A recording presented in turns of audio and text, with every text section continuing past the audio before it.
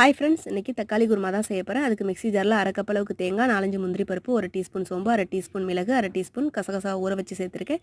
3 பச்சை மிளகாய் சேர்த்துட்டு தண்ணி கொஞ்சமாக சேர்த்து நல்லா மைய பேஸ்ட்டு போல் அரைச்சி எடுத்துக்கலாம். இப்போ இது ஒரு ஓரமாக இருக்கட்டும்.